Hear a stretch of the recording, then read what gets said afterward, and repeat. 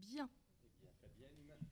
Je te remercie. Donc, ce titre, d'une rive l'autre, les amphores de l'Italie à la Gaule, devrait être changé. J'aurais pu le changer, en disant les amphores de Méditerranée en Gaule, ou comment le commerce romain, hellénistique, punique, s'est-il développé entre le monde méditerranéen et la Gaule centrale. On en parlera tout à la fin de la présentation. Et puis, si j'ai le temps, je vais essayer d'aller vite. Si j'ai le temps, j'aimerais vous emmener en dehors du monde méditerranéen. Donc, quand on parle d'amphore, on parle de... Non, justement, quand on parle de commerce, on ne parle pas forcément d'amphore, puisque les objets dévolus aux échanges sont largement plus nombreux que les amphores ou les jarres, mais tout cela est passé sous silence, et on gardera toujours à l'esprit que quand on parle d'importation ou de diffusion de produits alimentaires, finalement, on n'a qu'une toute petite facette des objets qui auront circulé, des produits qui auront circulé, des produits alimentaires, mais pas uniquement. Et donc, malheureusement, il nous manque tout ce qui a été transporté dans des outres, tout ce qui a été transporté dans des sacs, tout ce qui a été transporté dans des paniers, tout ce qui a été transporté dans des tonneaux. Et donc, les jarres et les amphores ne sont qu'une toute petite partie du phénomène commercial. Donc ça, c'était pour la partie objet, contenant, récipient. On peut aborder avec cette thématique la question des produits et la question des consommateurs. Et puis, comment tout cela s'organise, comment s'organisent les échanges, est-ce qu'il y a des circulations organisées ou pas, est-ce que c'est le vaste bazar ou au contraire, est-ce que des organisations pointues peuvent être mises en évidence.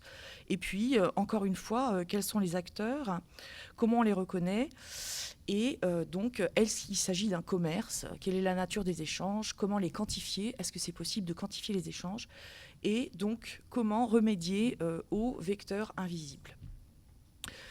Une toute petite partie de définition, donc amphore, donc c'est amphiphoreus ou bien amphoreus, et ça veut dire se porte à deux anses. Donc on rencontre ce terme dès l'Odyssée, qui donc est exclusivement dévolu au transport du vin. Donc, depuis lors, on associe l'amphore au transport. Donc, elles sont destinées à diffuser des produits à plus ou moins longue distance à l'échelle de la Méditerranée. Et donc, pour régler définitivement le problème, tout ce qui concerne les amphorettes, les amphores de stockage, les amphores domestiques, ça n'existe pas. Enfin, ça existe pour les céramologues, donc ça retourne dans la catégorie de la céramologie concernant les vases. Et donc, voilà, j'en ai fini avec les amphorettes et les amphores de stockage et les amphores domestiques et les pots à anse. Alors, une image qui nous envoie très très très loin, parce que, au moins pour deux images, puisque les deux images de gauche et du milieu sont des amphores qui ont été produites en Chine. Donc, pour celle tout à gauche, c'est la culture de Bangpo, donc c'est environ 4800 avant Jésus-Christ. Celle du central, elle est 1300 ans plus récente. Donc, c'est la culture de Baoji. C'est quand même très intéressant de voir ça. Et puis, la toute dernière, donc c'est une Robinson F65-66, donc une amphore avec une anse. Donc, ce n'est pas une amphore. Mais si, c'est une amphore qui a transporté de l'excellent vin d'Éphèse partout en Méditerranée, et notamment en suivant l'armée romaine. Donc, les objets circulent, donc il n'y a pas d'objets chinois en Europe, mais il y aura peut-être des objets romains en Orient. Un des premiers témoignages du transport de produits vinaires, donc c'est l'épave d'Uluburun. C'est une épave qui a été découverte sur la côte sud de la Turquie et qui transportait donc des jarres, des lingots de cuivre et des lingots de verre bleu, au moins 100 kilos de verre bleu. Et donc le naufrage a eu lieu vers 1300 avant Jésus-Christ. Donc on envisage que la cargaison initiale était en provenance de Chypre. Et donc à côté des jarres, on a trouvé des lingots en forme de peau de vache, donc qui sont typiques là aussi des productions chypriotes des 14e et 11e siècles avant Jésus-Christ. On passe vite. Ce que l'on peut dire déjà, c'est que les tout premiers récipients qui sont produits en Méditerranée occidentale sont déjà standardisés. Il y a une volonté de standardisation immédiate de ces produits, de ces récipients, qui sont produits entre la Syrie et l'Égypte. Ils sont différents. Techniquement, j'ai rien à dire sur la technique, je ne sais rien. Mais en tout cas, on a vraiment une identification de l'objet qui déjà marque les esprits, aussi bien pour cette jarre-ci que pour celle-ci, par exemple, qui est la jarre de Canaan, qui est le premier récipient standardisé à avoir été produit. Pendant presque 1000 ans, on a produit ce type de vase. Et à l'exemple donc de cet entrepôt à Ougarit, donc à côté du port, le bâtiment s'est effondré et a donc pu préserver tous ces amphores, ces jarres, qui étaient donc destinés à exporter le vin du Moyen-Orient en Orient, dans la Méditerranée orientale. Donc, on a la première typologie de ces jarres qui vont devenir des amphores donc, et qui ont été produites entre le XVIIIe et le 8e siècle avant Jésus-Christ. On retrouve déjà la représentation de ces produits, notamment dans la tombe d'un vizir de Toutmoses III, où il y a donc de très nombreuses scènes relatives à sa fonction et au peuple qu'il a été amené à rencontrer. Et donc, on trouve donc cette fameuse jarre donc, de Canaan, et puis ainsi aussi le lingot en forme de peau de vache qu'on associe à un individu crétois. Alors, évidemment, on cherche à savoir ce qu'il y a dans les récipients. On va souvent tourner autour de ce qu'il y a dans les récipients et pas seulement les récipients. Donc, les premières boissons alcoolisées sont très anciennes, remontent au 3e millénaire, voire encore avant. Donc, le vin, bien sûr, la bière, l'hydromel, qui sont les 3 produits de base, donc issus de la fermentation naturelle du raisin, de l'orge et du miel, avec ou associés. Et puis d'autres boissons alcoolisées qu'on va retrouver dans les sources historiques assez rapidement. Donc la soma, qui est de l'hydromel mêlé à du lait et du malt. Le kikéon, donc vin, miel, orge, fromage râpé. Donc le grog phrygien, du vin, de la bière, de l'hydromel, c'est chauffé.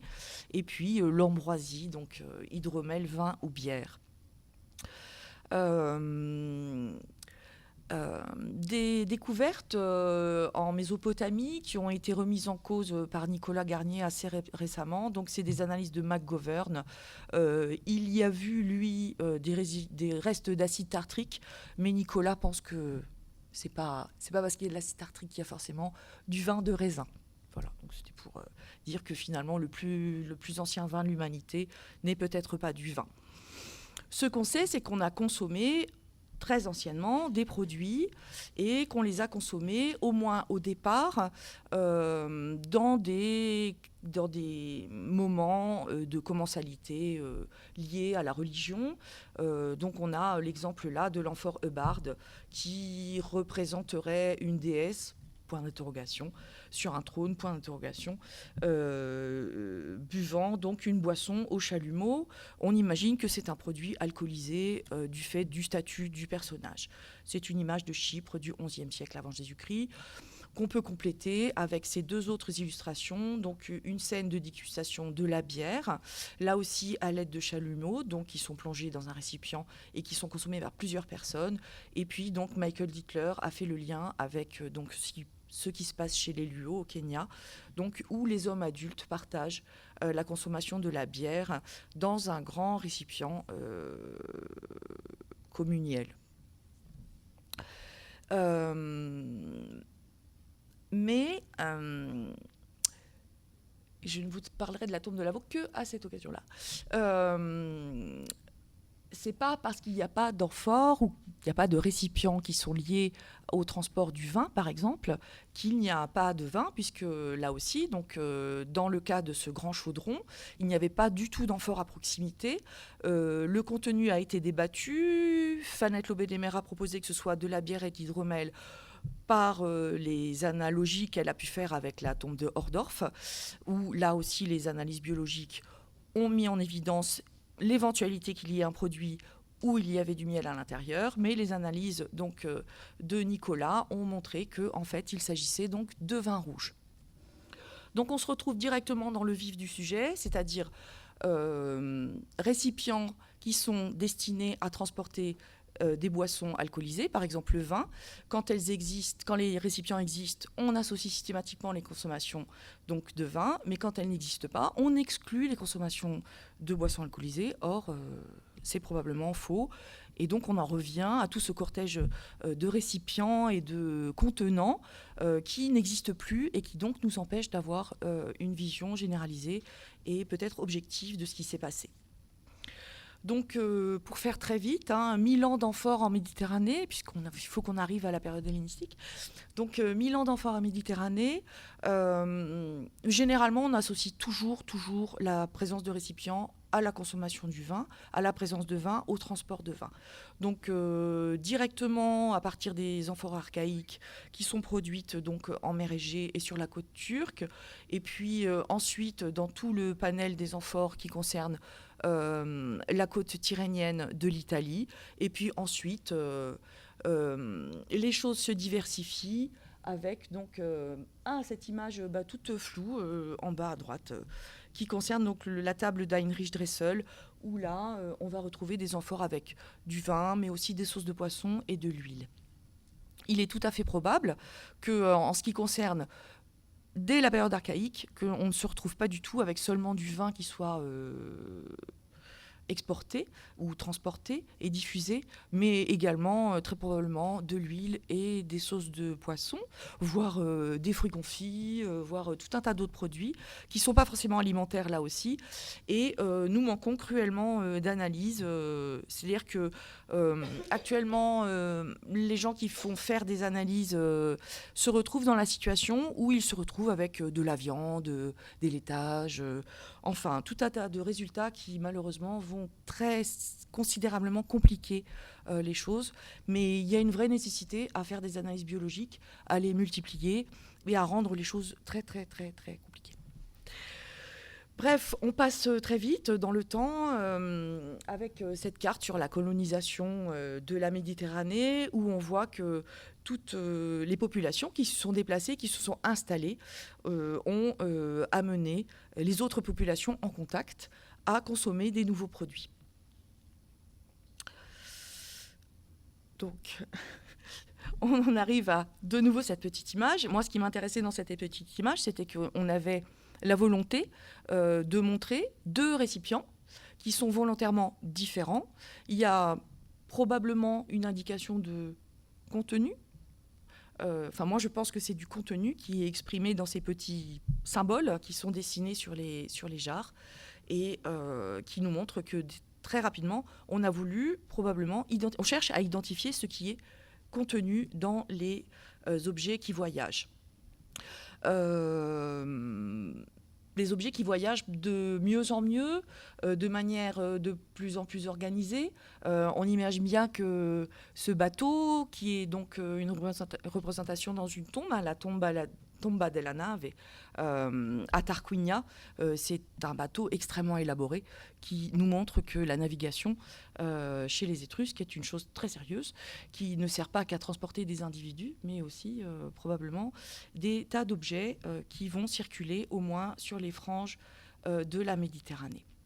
Donc le témoignage des épaves, pour nous, est vraiment un moment essentiel pour comprendre les cortèges d'objets tels qu'ils ont été conçus, au moins dans leur entrée dans les navires, pas forcément dans la manière dont ils vont être diffusés. Ça, c'est quelque chose, on a un instantané sur la perte de la disparition du navire qui ne nous aide pas forcément à comprendre comment les objets seront distribués s'ils étaient arrivés à bon port. Ce qu'on associe volontiers, c'est quand même toujours les vins et donc la vaisselle. Donc une petite carte pour vous juste localiser grossièrement les épaves, les quelques épaves que je vais vous présenter. Donc je vais commencer par un ensemble qui n'est pas une épave, qui est une tombe dans l'Hérault. Une tombe si mes souvenirs sont bons, d'un jeune garçon. Voilà. Où donc, outre l'armement qui lui est donc dévolu du fait probablement de son statut très supérieur, donc on a ajouté à l'amphore de vin tout le nécessaire à la consommation de ce vin. Donc c'est de la vaisselle qui est liée donc au banquet, où on trouve des coupes, des cruches, passoires et des situles. Une épave, des épaves les plus anciennes, qui est l'épave de la Love, donc, où il y a donc, presque 200 amphores étrusques, donc, de type Pi 3A et Pi 3B, donc en provenance de Caéré, associés à quelques amphores de type grec, donc de Grande Grèce, et puis de la vaisselle étrusco-corinthienne, de la vaisselle étrusque, et puis de la commune étrusque aussi. C'est ma petite marotte, la commune étrusque. C'est-à-dire que je pense que les collègues du sud de la France, j'espère que Réjeanne a amené de la commune étrusque. Ah, voilà. Parce que c'est vraiment une céramique qui est toute vilaine, et oui, n'est pas très jolie, on va dire. Et je pense qu'elle mériterait d'être mieux connue, peut-être pour être mieux reconnue ailleurs qu'en Méditerranée.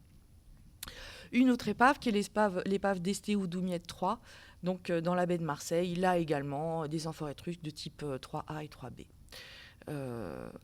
L'épave de Montporté, qui commence à montrer une diversification des produits qui sont transportés.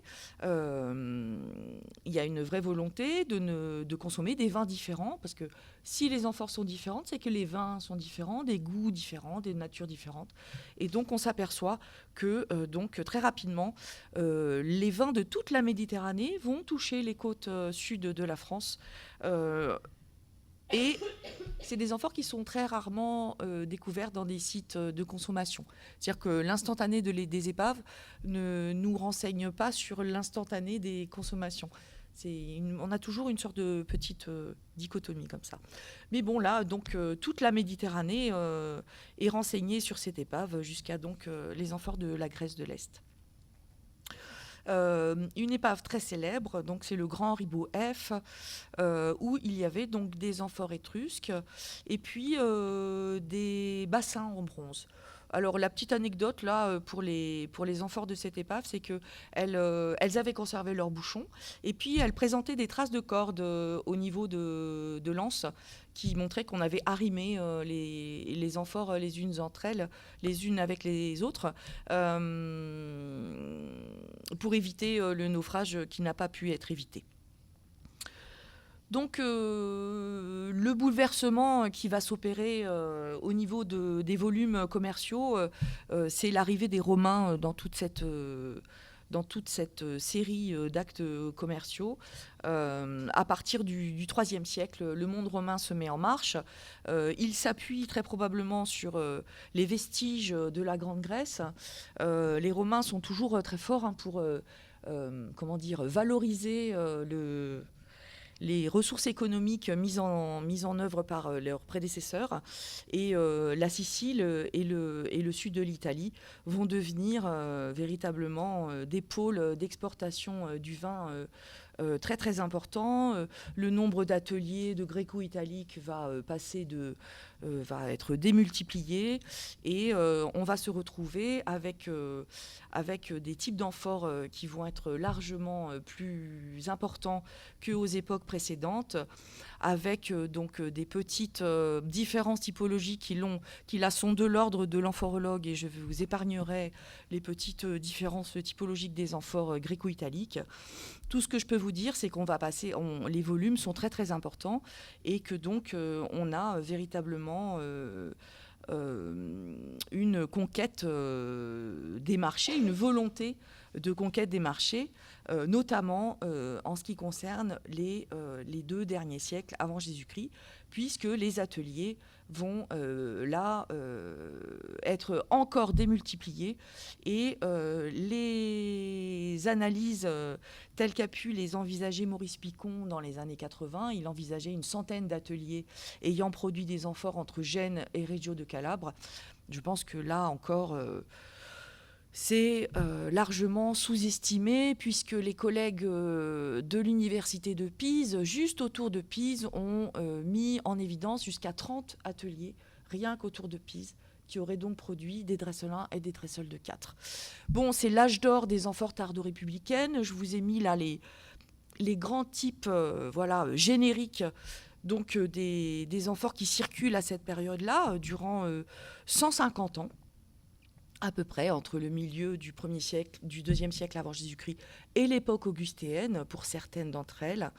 Et ce qui est intéressant, c'est d'essayer de comprendre quels étaient les produits qui donc ont été transportés dans ces amphores. Donc les sources historiques nous permettent de mettre en évidence, puisqu'elles sont les sources historiques sont très prolixes en identification des vins et de leur qualité. Donc on sait que juste pour les 3 grandes régions que sont l'Étrurie, le Latium et la Campanie, on sait qu'il y avait dans certains cas des très très grands crus, comme le Quécube ou le Falerne par exemple, dans le Latium, donc des grands crus classés. On a les premiers grands crus classés à partir du milieu du IIe siècle avant Jésus-Christ, qui s'accompagnent de vins de grande qualité, donc les grands crus, des vins normaux, ce que Pline appelle les vins normaux par exemple, et puis des vins absolument de qualité très très médiocre. Et donc, pour nous, ce qui est intéressant, c'est de savoir finalement quels vins étaient dans quels amphores. Puisque je vais essayer vraiment de mettre ça en évidence. On ne parle pas de vin, mais des vins. Et finalement, c'est la qualité du vin qui va faire la qualité du consommateur. Et on va peut-être essayer de tenter, je ne vous donnerai pas de réponse là non plus aujourd'hui, des hiérarchies de vins qui nous permettraient de voir des hiérarchies du consommateur. À terme, c'est vraiment ce qu'on pourrait essayer de faire. Et on commence à avoir de bons outils pour qualifier les vins et éventuellement les consommateurs. Alors, en ce qui concerne la Gaule, et notamment la Gaule du centre-est, il y a une petite région, très petite région de l'Italie, de l'Étrurie méridionale, qui a joué un rôle très important dans le commerce du vin à l'époque tardo-républicaine. C'est la zone de l'Ager Cosanus, donc c'est la zone c'est le territoire de Cosa. Et dans le territoire de Cosa, on connaît au moins 3 ateliers qui ont produit, tous les 3 réunis, environ 25 millions d'amphores. Ce sont des hypothèses qui ont été élaborées à partir notamment donc, de l'atelier d'Albignat, de sa surface, du nombre de fours, de la manière dont sont construits les fours. Ce sont des énormes fours, grands comme certains sont grands comme la salle. Donc des batteries de fours qui quand l'un fonctionne, l'autre est en train d'être déchargé. Et donc on se retrouve avec une production pré-industrielle absolument énorme qui concerne donc plusieurs centaines de milliers d'amphores par an. Donc on va essayer de pister ces amphores. Ici, il se trouve qu'on a la chance d'en avoir beaucoup. Ailleurs en Gaule, les amphores de l'Ager Cosanus sont inexistantes. Donc là aussi, on verra qu'au niveau des distributions, il y a donc des choses à comprendre et qu'on ne se retrouve pas avec des vins diffusés partout. On se retrouve avec des vins qui sont diffusés d'une manière très organisée. On est obligé de repasser par la case épave. Je vous présenterai 3 épaves très connues, mais qui méritent d'avoir de nouveau un petit éclaircissement. Donc la première, c'est l'épave de la Madrague de Gien, qui est peut-être une des plus emblématiques parce qu'elle a été entièrement fouillée par l'équipe d'Antoine Éthénard et de Patrice Paumet dans les années 70. C'est du vin du Latium, du vin qui a été mis en amphore à partir d'amphores produites dans 3 ateliers qui sont situés autour du lac de Fondy. Et par association entre la qualité du vin de ce vignoble-là, on estime que c'est des vins de très grande qualité. Donc la Madrague de Gien était une épave qui a malheureusement sombré avec 7000 amphores de vins de très grande qualité. Ce sont des amphores qui étaient timbrés et on retrouve régulièrement des timbres de la Madrague de Gien sur des sites gaulois. Et donc, quand on retrouve des timbres de la Madrague de Gien sur des sites gaulois, on peut envisager que ce soit du vin de grande qualité. Donc ça, c'est quand même intéressant parce qu'on pourrait envisager que les vins de grande qualité circulent par petites cargaisons. Or là, on se retrouve avec une énorme cargaison de vins de très très grande qualité. La deuxième épave, c'est le contraire. C'est du vin probablement de très très médiocre qualité. C'est bien simple, Pline ne parle même pas des vignobles de la guerre Cosanus. Pour lui, c'était tellement... Donc soit le vignoble avait totalement disparu au moment où il a écrit donc, le livre 14 et où il a estimé qu'il n'y avait plus rien à en dire, ou moi plutôt, j'oserais dire que le vin était tellement ignoble que c'était mieux si on n'en parlait pas du tout, ça n'avait pas de sens d'en parler dans la hiérarchie des vins. Et par contre, ces vins donc de qualité très très médiocre étaient accompagnés de meubles, d'éléments de lit et d'éléments de fauteuils, donc qui illustrent des plus belles pièces de la taurotique hellénistique. Des choses tout à fait exceptionnelles dont on retrouve de temps en temps des tout petits fragments à Bibracte dans une petite nécropole qui est située entre les deux remparts qu'on appelle les Barlots. Il y a 2 éléments de lit métalliques qui, s'ils ne sont pas directement identifiables à ce type de production, nous ramènent quand même à des productions de Méditerranée orientale. Et puis, la troisième étape de cette petite présentation sur les épaves de l'époque tardo-républicaine, c'est donc l'épave d'Albenga, dont on n'a aucune idée de la provenance. Il n'y a aucun timbre, il n'y a aucune marque peinte, il n'y a absolument rien. C'était une épave, là aussi, avec... énormément d'amphores. On estime la cargaison totale à 10 000 amphores. Donc on se retrouve avec des navires très très gros qui transportaient des cargaisons tout à fait gigantesques. Et on imagine là aussi que la perte de la cargaison n'a pas été une nouvelle agréable à la personne qui avait entrepris le trajet. Alors, si ces épaves nous montrent des cargaisons tout à fait extraordinaires qui sont relatives à des productions tout à fait extraordinaires, les découvertes sur le terrain, elles aussi sont tout à fait extraordinaires. On envisage la production à environ 100 millions d'amphores.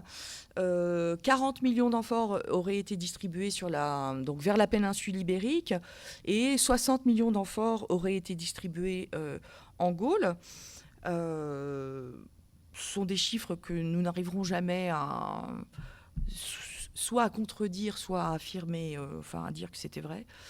Ça reste de l'ordre du possible, sachant que tout de même, les amphores sont probablement un des matériaux les plus récurrents à la période latinienne. Il y a même dans certains cas, on va identifier les sites grâce à la présence d'amphores tardo-républicaines italiques. Donc on va se retrouver avec des sites qui sont quasiment vides, pas d'importation, des céramiques très très modestes, et il peut y avoir beaucoup de vin. Donc une carte récente que j'ai beaucoup de plaisir à vous présenter, qui ne contredit en rien du tout la carte qui avait été publiée par Andrew Fitzpatrick en 1985, qui ne fait que confirmer en fait ce qu'il avait déjà vu. Et la seule chose qu'on pourrait rajouter, c'est que la situation en Bretagne avait paru aux collègues tout à fait étrange. André Tchernia ne comprenait pas pourquoi il pouvait y avoir autant d'amphores en Bretagne. Ça lui paraissait vraiment tout à fait bizarre. Et d'ailleurs, il ne voulait pas parler de commerce romain en Bretagne. Et en fait, au regard de la carte, la Bretagne n'est plus isolée. Et la Bretagne, comme toutes les autres parties du territoire gaulois et au-delà, reçoit des vins. Il n'y a plus de zone d'exclusion. On peut revoir le texte de César qui nous dit qu'il n'y a pas de vin en Gaule-Belgique. Donc il y a du vin en Gaule-Belgique comme partout ailleurs. Alors évidemment, on va suivre plus ou moins les travaux de l'archéologie préventive. Là aussi, il faut faire un petit peu attention aux zones de concentration de découverte de vin. En fait, ce qu'on pourrait même dire, c'est que toutes les petites zones qui sont encore vides pourraient, dans un avenir proche, être remplies de petits points. Donc, il y a du vin partout. Et donc, s'il y a du vin partout, c'est donc qu'on pourrait se permettre désormais de dire que tout le monde consomme du vin. Oh, qu'est-ce que j'ai dit là, mon Dieu? Je n'aurais jamais dû dire que tout le monde consomme du vin. Donc, un petit graphique qui nous montre les distributions de ces vins par catégorie d'établissement, on va dire, d'habitat, par catégorie d'habitat, et qu'on a tout de suite été obligé de pondérer, puisque finalement la situation des oppida était totalement, à partir de nos tableaux, la situation des oppida était totalement dévoyée par les travaux qui ont été réalisés à Coran. Et donc à Coran, les comptages sont faits chaque année. Et puis les travaux qui sont faits sur l'oppidum de Bibracte. Et puis aussi les travaux qui sont faits à Toulouse. Donc il faut impérativement enlever Coran, Bibracte et Toulouse de nos comptages pour pouvoir avoir une réalité, si pas forcément tout est juste, mais au moins une réalité amendée pour s'apercevoir donc que toutes les catégories d'habitat ont révélé la présence de vin et donc de consommation de vin, aussi bien sur les oppidas, dans les agglomérations, mais aussi dans les établissements agricoles. Donc en fait, il faut lire le camembert de droite avec habitat et établissement agricole. En fait, on peut réunir ce quart de camembert ensemble. Et donc, ce graphique nous montre la dynamique donc des importations de vin dans le tissu social, puisque sans être totalement caricatural, on ne va pas associer les établissements agricoles au monde de la paysannerie uniquement. Hein. On sait qu'il y a des établissements agricoles qui sont de statut supérieur ou probablement l'élite vit à la campagne, dans là aussi des bâtiments qui sont tout à fait extraordinaires, prestigieux, avec les murs recouverts de bleu égyptien. Hein. Dans le cas de Batilly en Gâtinais, on sait qu'il y avait des décors faits avec du bleu égyptien sur les murs. Mais il n'en reste pas moins qu'il y a aussi des établissements agricoles modestes où il y a quand même consommation de vin. Donc, Fanette Lobenemer, dans les hommages à Olivier Buxenschütz, envisage que les amphores aient été transportés vides dans les établissements agricoles, que en fait, l'élite ait donné aux pauvres paysans les amphores vides comme le symbole du vin. Je crois qu'il faut être...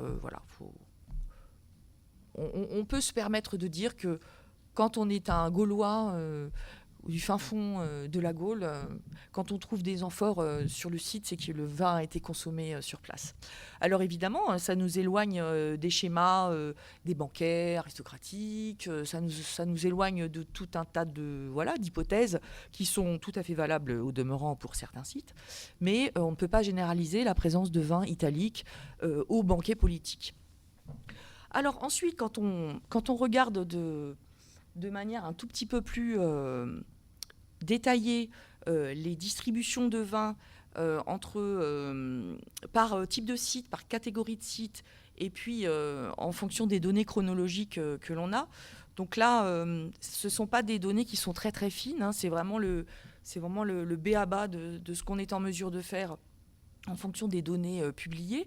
Ah oui, j'ai oublié de dire que Ces graphiques se basent sur 1600 sites. La carte que vous avez vue là, c'est une base de données qui réunit 1600 sites à l'échelle de la France. Donc, ça nous donne un premier aspect, ça nous donne un premier aperçu de ce qu'on peut comprendre sur donc les distributions de vin, enfin d'amphores, en France.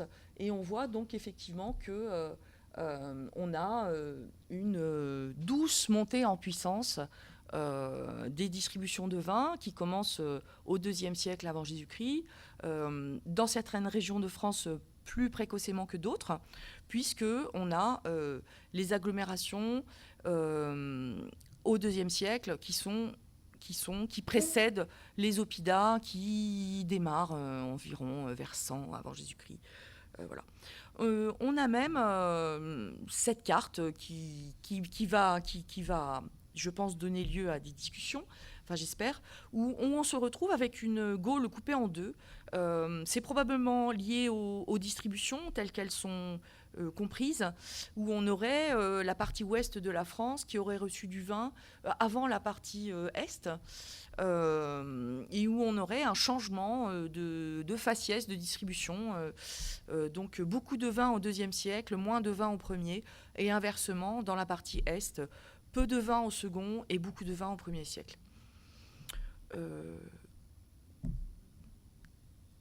C'est probablement des résultats qui mériteront d'être discutés, pas aujourd'hui, mais un jour. On retrouve ces distributions qui sont manifestement organisées entre les deux parties de la France. On les retrouve avec ce que nous racontent les estampilles sur amphores, en fait. Donc, il y a très clairement des amphores qui vont seulement dans une partie de la France et inversement des amphores qui vont dans l'autre partie de la France. Et donc, la petite patate orange concerne les distributions des ateliers de la Guerre-Causanus. Tandis que la partie ouest, on associe la partie ouest de la France à la Campanie et au Latium. Mais là aussi, ça mériterait d'être... Autant on a eu des résultats, on attribue une partie des amphores qui sont distribués à la Guerre-Causanus. Là, malheureusement, on n'a pas de données on n'a pas de données qui nous permettent de corréler les données épigraphiques sur les ateliers et les données épigraphiques sur les amphores découvertes dans les contextes du Toulousain et puis ensuite jusqu'à la Bretagne. C'est une recherche qui reste à faire, et c'est une recherche qui reste à faire dans le domaine italien. Parce que finalement, en France, il y a pas mal de données qui sortent, mais en Italie, la recherche sur les amphores, tu te plaignais de... Hier, tu déplorais que finalement, les archéologues italiens ne s'intéressent pas vraiment à l'étrurie hellénistique et romaine. Mais alors, pour les ateliers d'amphores, c'est encore pire. Alors là, vraiment, mais ça t'intéresse, mais personne. Alors, il y a Gloria Olcese qui est toute seule à essayer de faire quelque chose pour dynamiser les ateliers de Sicile et d'Italie du Sud. Il y a les collègues de Pise qui travaillent sur la petite zone autour de Pise. Mais entre les deux, c'est vrai que c'est une recherche qui est totalement au point mort, qui est peut-être trop compliquée à mettre en œuvre. Peut-être qu'on va me dire que la côte italienne étant tellement construite qu'on n'a plus aucune manière de pouvoir récupérer des données sur les ateliers, fouiller les ateliers. Voilà, je pense qu'aussi la question de l'intérêt scientifique des choses, la période tardo-républicaine, c'est pas très intéressant. Enfin, c'est pas vrai, hein, mais voilà. Donc on a une sorte d'essoufflement de la recherche parce que les chercheurs s'intéressent pas à ce type de données. Et puis donc pour encore appuyer ces hypothèses de distribution très très ciblées, donc de liens véritables entre des zones de production et des zones de distribution, on a cette petite série d'amphores qui est tout à fait intéressante. Donc il n'y a aucune amphore entière. Je suis incapable de vous montrer la forme qu'ont les amphores qui représentent ces petits timbres. Et donc, c'est des petits timbres qui appartiennent à l'atelier d'un monsieur qu'on nommera P. Mar, parce qu'on ne sait pas non plus, monsieur Publius Mar quelque chose, Mar Tartampion, on va dire, dont on connaît donc trois de ses contremaîtres, qui sont donc Onésimus, Dioclès et Biastus, qui ont donc tous les trois travaillé ensemble à produire et à organiser la production donc, de ces amphores, là aussi qu'on imagine vinaires. On s'est décarcassé la tête pour savoir, pour trouver en Italie des liens entre un. Et il est tout à fait probable qu'en fait ces amphores ne viennent pas d'Italie, mais elles viennent d'Espagne. Alors, jusque-là, on a parlé d'amphores italiques qui venaient d'Italie. Maintenant, je vais vous parler d'amphores italiques qui ne viennent pas d'Italie. Et la colonisation de l'Espagne a fait en sorte qu'il y a tout un tas d'ateliers qui sont créés, aussi bien en Tarraconnaise qu'en Andalousie, et qui ont... Donc, il y a des déplacements de population. On sait qu'il y a toute une partie des paysans et des artisans, notamment de la Guercosanus, qui se sont déplacés autour de Barcelone, qui ont fondé des nouveaux ateliers et qui ont produit des dresselains. Donc, et c'est la même chose dans le cas du sud de l'Espagne, entre Cadix et Malaga. Maintenant, les collègues espagnols ont mis en évidence une trentaine d'ateliers qui produisent des dresselains. Ce sont des dresselains qui sont exactement identiques aux dresselains de l'Italie tyrrhénienne. Donc, on est incapable de faire la distinction entre les dresselains espagnols et les dresselains italiennes si on ne regarde pas les argiles. Donc, il nous échappe, si on ne fait pas attention, nous échappe toute une partie de l'histoire économique. Parce que, quand même, le rôle de l'Espagne est assez important. Et même pour nous, savoir qu'on a importé des vins italiens ou des vins espagnols, ce n'est pas la même chose. Voilà. Donc, on est en train de mettre en place des recherches, au moins au départ, des recherches sur l'épigraphie donc du monde espagnol, savoir si on pourra un jour identifier l'atelier de ce monsieur Pémar. Donc il y a, donc je vous disais, des ateliers donc dans le sud de l'Espagne. Donc je vous ai mis seulement une planche là pour cet atelier qui est à Jerez de la Frontera, donc autour de Cadix, et vous voyez que c'est des dresselains, on ne peut plus dresselains. Et puis une épave qui a toujours été négligée. On a toujours considéré que c'était pas très intéressant, l'épave de Cap Béar 3. C'est une épave tardive de la deuxième moitié du 1er siècle avant. C'est vraiment une épave, ça compte même plus parce que on dit même que dans la deuxième moitié du 1er siècle avant, il n'y a plus de commerce du vin, ça n'existe plus, voilà. Et donc là, on faisait le lien entre le transport du vin italien, donc à l'arrière, là, les amphores italiennes, et puis quelques récipients donc, de Tarraconnaise, ici une Pasqualin, et puis ici une amphore du sud de l'Espagne.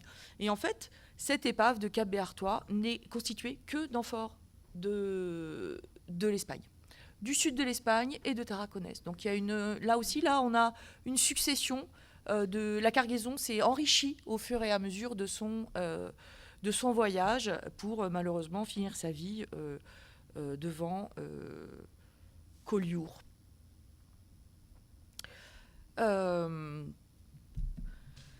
Donc on arrive à Bibracte.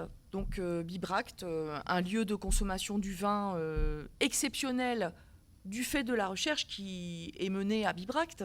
Mais finalement, Bibracte n'est pas si exceptionnel que ça. Bibracte, c'est un faciès d'oppidum. Si on fouillait tous les oppidas comme on fouille à Bibracte, on aurait, je pense, probablement les mêmes résultats en termes au moins de pourcentage d'amphores par rapport à la vaisselle ou par rapport aux autres mobiliers.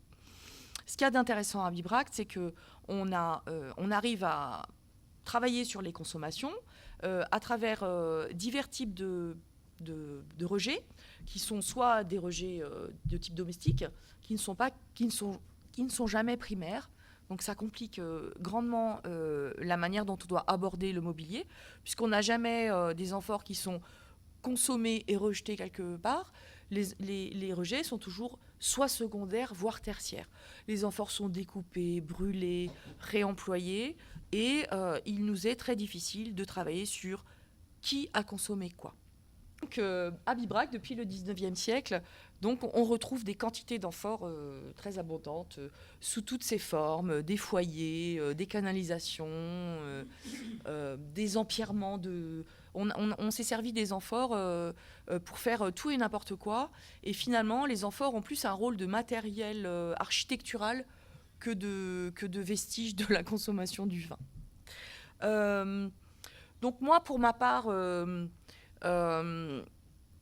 quand je suis arrivée ici, au siècle dernier, c'était Antoinette Hénard et André Tchernia qui étaient en charge de l'étude des amphores. Et en fait, j'ai continué d'appliquer la méthode qu'ils ont mis en place, parce que l'autorité scientifique, pour moi j'avais 20 ans, c'était une autorité scientifique qui était... Pour moi, je ne sais pas, j'étais éblouie par cette manière de travailler. Et j'ai continué. Je n'ai jamais dérogé à la règle. J'ai continué à travailler sur les méthodes qui ont été définies par André Tchernia et Antoinette Hénard, c'est-à-dire de toujours associer des formes d'amphores. Ils ont voulu travailler sur ça parce qu'en l'absence d'ateliers, ils se sont dit, profitons de la présence d'un très gros centre de consommation pour essayer de retrouver des indices des productions italiennes que nous n'aurons plus. Donc ils se sont évertués à mettre en relation, en adéquation, des formes d'amphores avec des pâtes. Et à partir de là, tout est devenu très compliqué. Parce que eux, quand ils sont partis en 1992, ils avaient mis en évidence 8 formes de bord. Moi, je me suis arrêtée à 45. Et ça fait 3 ans qu'il n'y a plus de nouvelles formes. Là, c'était déjà formidable d'arriver à enfin arrêter l'hémorragie de formes de bord, parce que j'ai cru que je n'y arriverais jamais. Donc voilà, je vous présente les 45 formes de bord. Voilà. Ensuite, il faudrait associer ces 45 formes de bord aux formes d'épaulement et évidemment aux formes de fond et mettre tout ça dans un grand chaudron avec les argiles. Donc, inutile de vous dire que je ne suis plus capable de continuer cet exercice. Et nous avons décidé, avec Vincent Guichard et Philippe Barral, de mettre un mathématicien sur l'affaire pour enfin avancer. Parce que là, moi, je suis totalement bloquée. Je suis perdue dans mes formes, perdue dans mes pattes, je suis perdue dans tout. Et je vous raconte même pas, là, quand on se mettra à faire des analyses biologiques pour mettre les contenus là-dedans, parce que là, ce sera encore plus compliqué. Donc, normalement, d'ici 2 ans, on devrait avoir un master de l'université de Besançon qui va être fait par une jeune fille que je vous présenterai demain. Qui maîtrise les arts des mathématiques et qui va donc tenter de nous faire des belles sériations en fonction des ensembles que nous allons choisir ensemble. Alors là, il faut choisir les ensembles clos, les ensembles qui sont le moins perturbés par des intrusions. Voilà. Donc tout ça reste assez compliqué. Et donc, d'autant que si on va jusqu'au bout du raisonnement, nous allons nous retrouver avec toutes les amphores qui ne sont pas des amphores italiques. Et donc, nous devrons enlever de la grande moulinette les amphores qui viennent de Bétique. Par exemple, ici, Dresselin de Bétique, ici, Dresselin de Bétique. Ici, c'est une amphore rhodienne, c'est autre chose. Et puis, de temps en temps, les amphores de Campanie, puisqu'il y en a un petit peu quand même. Et vous voyez là sur cette planche, donc je vous ai pris que quelques exemples. Donc on se retrouve avec des Dresselins de Tarraconette, des Dresselins de Bétique, peut-être une Dresselin africaine. Je ne te la montrerai pas, comme ça tu ne me diras pas que j'ai tort.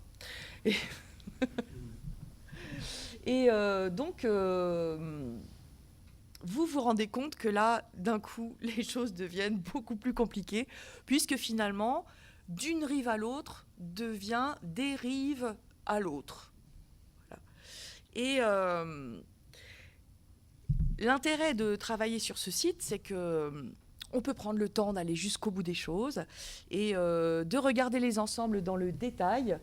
Donc là, un tableau illisible qui vous montre, qui ne vous montre pas. Donc là, on a fait l'étude détaillée du remplissage d'un puits dans une... Peut-être vous êtes allé à PC14 ce matin ? Vous êtes allé jusqu'à PC14, PC15? Le site avec les énormes trous de poteaux? Ah bon, d'accord. Bon, bah alors c'est un site que vous n'avez pas visité, donc voilà. Donc un petit puits, un puits banal, hein, voilà, un puits. Et avec le responsable du chantier, nous avons décidé d'étudier tout le remplissage du puits, mais de regarder tous les tessons. Donc si on avait regardé que les bords, on aurait eu 10 amphores. Or, quand on s'est mis à classer les amphores par type de pâte, on s'est retrouvé avec plusieurs amphores de tarraconaise, des pâtes rouges, des pâtes blanches, des pâtes oranges, voilà. C'est pas parce que c'est que des penses qu'on n'arrive pas à distinguer là aussi le nombre d'individus. Et du coup, si on fait une étude très fine, qu'on ne peut pas faire sur tous les contextes, on est bien d'accord qu'il y a seulement quelques contextes privilégiés qui peuvent se prêter à l'exercice, mais quand on va très finement dans le détail, là, le puits a livré des vestiges de 44 amphores qui viennent de toute la Méditerranée et principalement de la péninsule ibérique. Et ça, la typologie ne le montre pas du tout. Donc, on doit toujours coupler, et c'est pour ça qu'il faut que je me dépêche pour qu'on puisse aller voir les tessons, parce que j'aimerais que vous puissiez repartir d'ici avec des échantillons de ces amphores qui sont de bétique ou de tarraconaise, et que vous puissiez vous poser la question sur finalement c'est quoi, et donc voilà, normalement vous aurez à disposition toutes les amphores que je vous ai mis de côté. Donc là, un tableau récapitulatif sur... Donc ça ne veut rien dire un tableau comme ça, hein.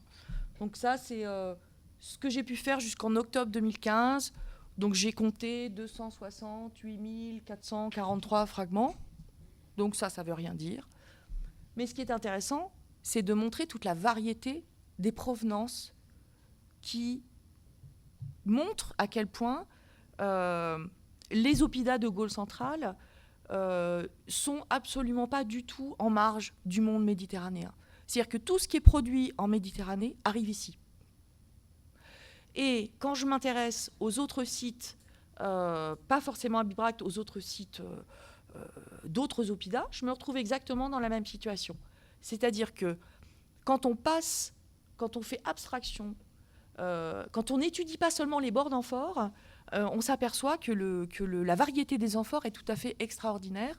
Donc là, si je vous mets une carte, je vous ai mis une carte où on a donc des amphores de bétique, avec ma flèche, hein.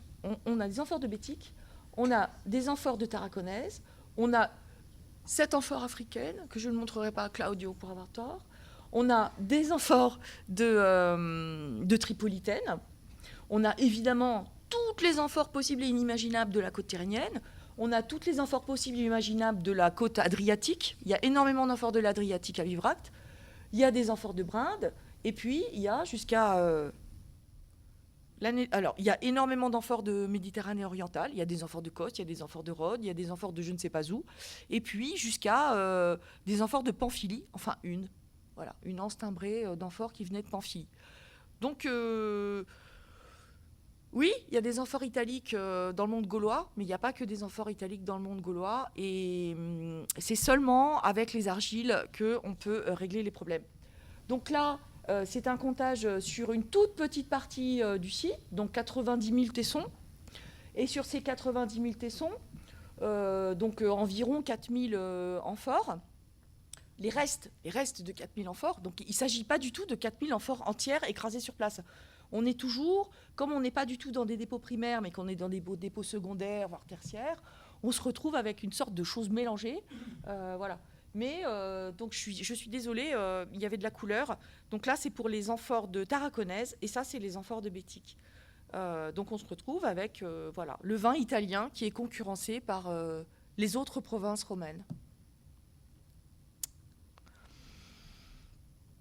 Donc, les autres provinces, et donc on se retrouve avec des amphores de Grèce, des amphores d'Espagne, des amphores du sud de la Gaule, des amphores africaines, oui, et des amphores de Méditerranée orientale. Et là, ça nous amène à réfléchir sur les consommations. Qu'est-ce qu'on a consommé? C'est quoi le vin? C'est pas le vin, c'est les vins. Donc on va avoir, quand on a du vin qui vient de Chios, il y a plusieurs amphores de Chios ici, c'est du vin de très grand luxe. Donc c'est du vin de très grande qualité. Donc là, on revient aux hypothèses sur le statut des consommateurs. On imagine bien que la personne qui a pu acheter du vin de Quillot, je ne pense pas que le vin de Quillot soit arrivé par hasard à Bibrac. Le vin de Quillot, il est arrivé et les gens savaient ce qu'ils consommaient. C'est pareil pour le vin de Lesbos et de Thasos, on a quelques exemples. C'est pareil pour Kos, c'est pareil pour Rhodes. On se retrouve avec vraiment des choix de vins qui nous présentent des ébauches de hiérarchie sociale. Donc voilà, il ressemble à ça. Alors évidemment, on n'a jamais d'amphore entière. On va se retrouver... une des amphores de Rhodes, il y en a 5 sur le site, des amphores de Rhodes. Je ne sais plus ce que je voulais dire. Bon, c'est pas très grave. Donc je passe vite. Alors, là aussi, sont des amphores qu'on appelle génériquement des dressols de 4. Si vous ne regardez pas les argiles, vous allez voir des dressols de 4. Donc, on va se retrouver avec le prototype de Kos. Ça, on le reconnaît parce que tout ça, vous allez pouvoir le voir dans la salle. Donc, c'est des pâtes très fines, avec des micas dorés, des pâtes beiges, enfin, voilà.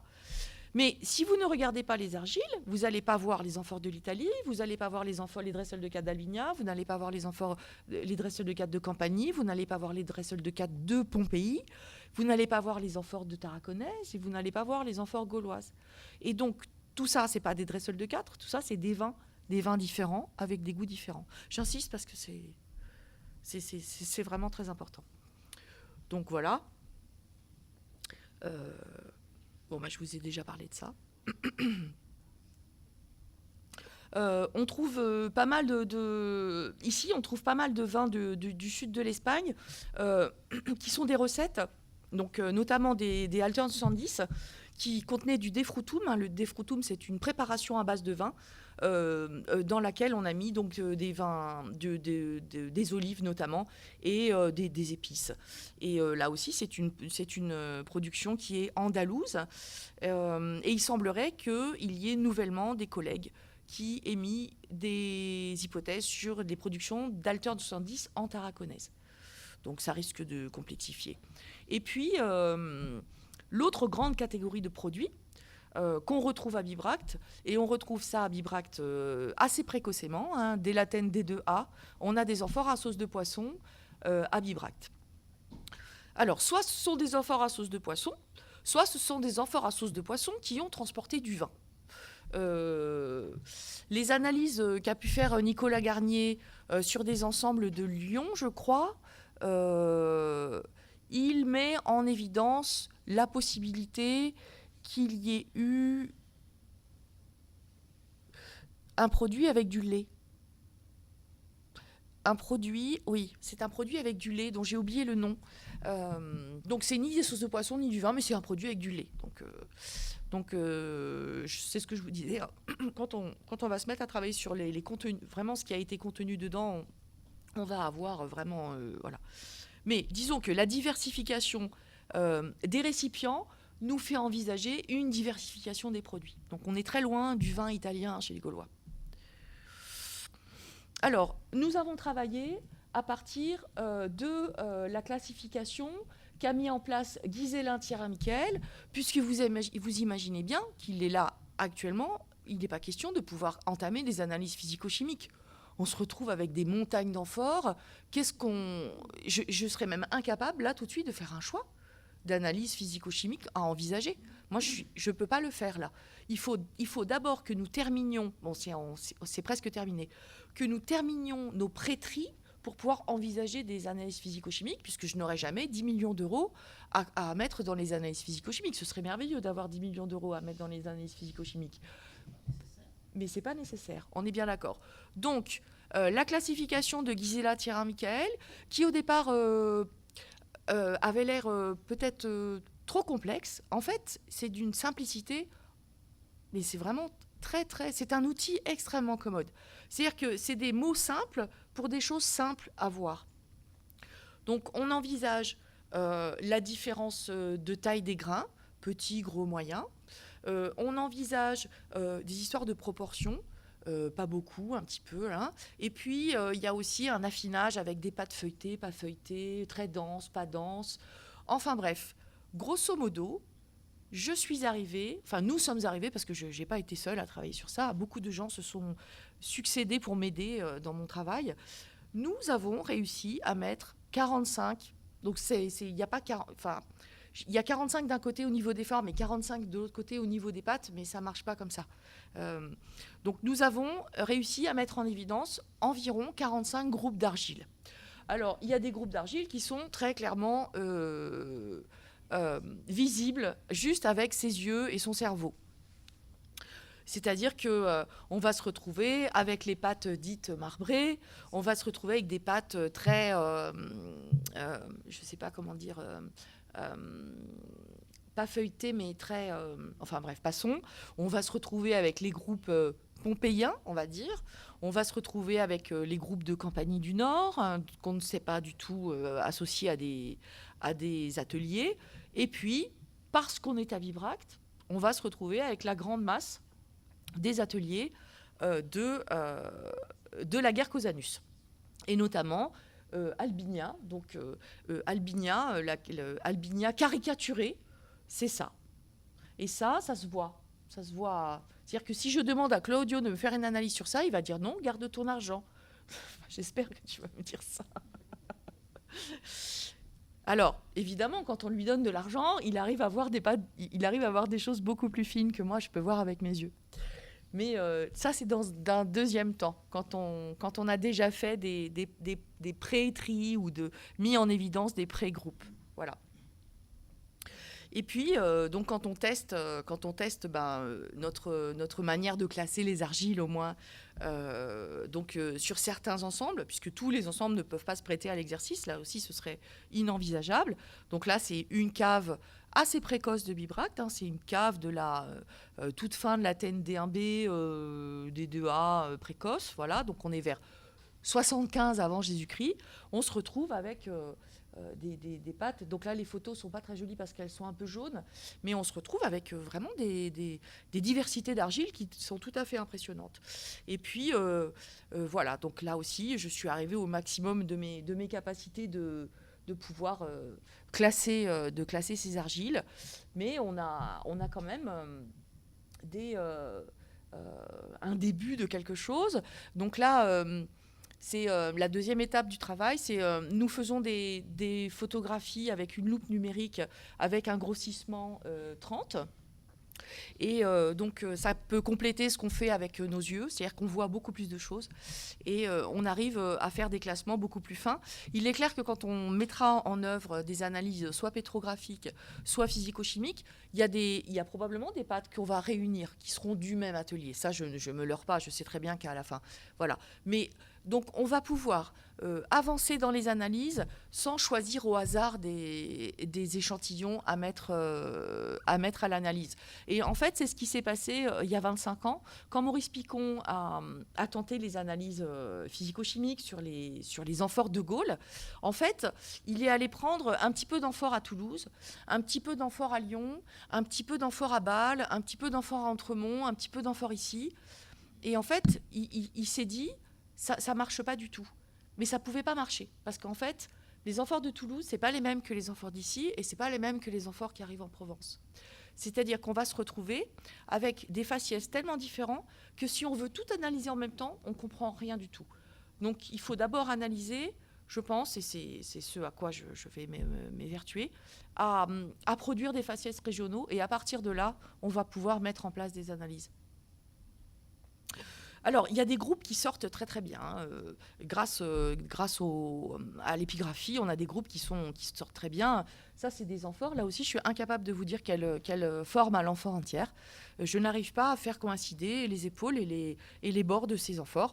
Tout ce que je sais, c'est qu'à chaque fois, on a des petits pieds comme ça, avec des formes si particulières, et avec des petits timbres carrés de 1 cm environ de côté.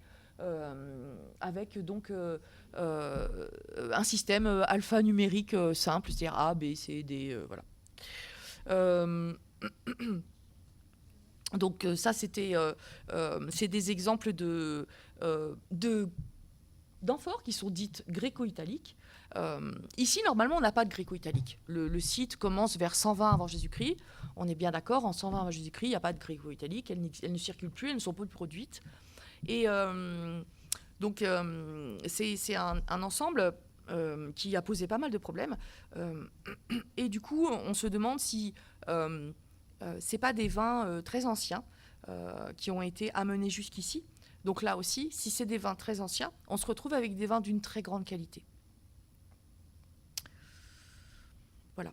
Donc voilà, un autre exemple d'amphores qui circulent à l'échelle de la Méditerranée, c'est les amphores dites de Flaccus. On n'a absolument aucune idée de quel pourrait être l'atelier. Voilà. Et donc une carte qui a l'air compliquée, mais qui finalement n'est pas si compliquée que ça, qui vous montre qu'à des régions de production sont associées des zones de consommation, mais qui ne sont pas exclusives. C'est-à-dire que vous allez avoir un groupe dominant entre la zone de production et la zone de consommation. Par exemple, vous allez avoir la zone de la Campanie, où il va y avoir énormément d'amphores qui vont arriver depuis cette zone sur l'axe Haute-Garonne, mais ce n'est pas pour ça qu'on ne va pas quand même en avoir ici un petit peu. Et inversement, dans le cas de l'Étrurie méridionale, des ateliers de l'Étrurie méridionale, il va y avoir énormément d'amphores d'Étrurie méridionale qui vont être distribués dans le centre-est de la France, mais ce n'est pas pour ça qu'il n'y en aura pas non plus un petit peu ailleurs. Et puis, il y a tout le reste, c'est-à-dire que tous les autres ateliers, donc soit de Bétique, soit de Tarraconnaise, soit de Gaule, parce qu'il y a 4 ateliers en Gaule actuellement qui ont été reconnus comme produisant des amphores italiques, probablement des colons qui se sont installés dans le sud de la France et qui ont produit des amphores italiques. Donc on n'est pas dans l'imitation là, on est des amphores italiennes, mais avec du vin italo-gaulois. Voilà. Et donc qui aussi diffusent leur production. Oui. Dressela. Oui, un B, si tu veux. Ouais. Enfin, un A, un B, moi, c'est des gros mots pour moi, donc je... Ouais. Oui, il y a Lyon, il y a Saint-Just d'Ardèche, il y a Magalas, il y a... j'ai pas mis Béziers, non. Oui, Marseille, et puis j'en oublie un dans le Languedoc, là. Oui, Agde, c'est ça. Tout ça pour vous conduire à une démarche méthodologique, donc, qui est la caractérisation des faciès régionaux, et donc à la recherche du groupe dominant. Donc c'est un exercice qui a été fait dans un site dans l'Aude, à la Cavaillère. C'est un établissement agricole de la première moitié du 1er siècle avant Jésus-Christ. Voilà. Et en fait, le responsable de l'opération, qui est Pierre Rascalou, il a décidé qu'il allait trier ses amphores en fonction des argiles. Et vous voyez qu'en fait, il se retrouve avec des formes qui sont plutôt cohérentes en fonction des groupes d'argile. C'est tout à fait intéressant. Et il a... je vais passer celle-là, elle est encore plus claire. Il a des pattes qui correspondent à des formes. Et c'est ce que moi je cherche à faire. Alors lui, sur la... il avait... Je ne sais plus combien il y a de... J'ai oublié de vous mettre combien il y a de bords en tout. Ah bah si. Il y a quand même près de 160, 250. Il y a quand même 250 bords. Donc c'est un échantillon statistique qui est parlant. Et donc c'est un exercice qui est tout à fait intéressant puisqu'il associe certains bords à certaines pattes et du coup à certaines régions d'Italie. Et donc, si on continue à prendre cette démarche méthodologique, on peut peut-être remettre en cause certains ensembles qui ont été publiés assez récemment, et notamment celui du Verbe incarné à Lyon, où donc notre collègue Guillaume Mazat voyait deux phases d'occupation du site. Donc une phase avec des gréco-italiques de transition, on va dire, il les a appelés comme ça, et puis une phase qu'il associe au milieu du IIe siècle avant Jésus-Christ, et une phase de la première moitié du premier. Donc il voyait un hiatus entre le premier dépôt, qui est représenté donc, par les amphores entourés en rouge, et le deuxième dépôt avec les amphores du bas. Or, vous regardez que les marques-peintes, elles sont exactement les mêmes. Dans tous les cas de figure, on se retrouve avec la même série de marques-peintes. Alors on va m'opposer que c'est des marque-pains qui ont été apposés quand les amphores sont arrivés à Lyon. Pourquoi pas? Sauf que, puisque Guillaume Mazin est un homme qui a beaucoup de chance dans la vie, il a fait faire des analyses physico-chimiques, lui, sur ces groupes. Et donc, il arrive à classer de manière merveilleuse les résultats des argiles physico-chimiquement et les formes. Donc, il se retrouve avec un groupe Eumaki, il se retrouve avec un groupe Étrerie probable, il se retrouve avec le groupe de Cestius, Cosa, il se retrouve avec un autre groupe, Albinia, et puis il se retrouve avec ce groupe qui est d'origine inconnue. Mais pourquoi serait-il 75 ans plus ancien que tous les autres? Tout ça, ça a été retrouvé ensemble. Donc c'était pour vous alerter sur les biais chronologiques, mais alors là c'est vraiment un autre sujet, et puis on pourrait parler pendant 2 heures, donc je vais m'arrêter. Et là,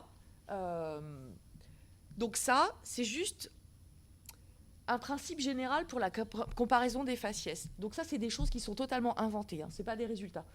Ce que je veux vous dire, c'est qu'on va se retrouver avec des... Si on prend la même méthode de travail pour tous les sites, avec des ensembles qui peuvent être travaillés de cette manière-là, hein, donc vraiment, on doit choisir des ensembles de manière très rigoureuse. Il faut qu'il y ait suffisamment d'amphores, il ne faut pas qu'il y ait non plus ce soit des rejets sur 150 ans. On peut se retrouver avec des comparaisons possibles de faciès par région et du coup peut-être par catégorie de vin et peut-être surtout par les moyens qui ont été mis en œuvre pour la distribution. Et donc les marchands, et donc les trajets, et donc l'économie entre l'économie de l'Italie et l'économie de la Gaule.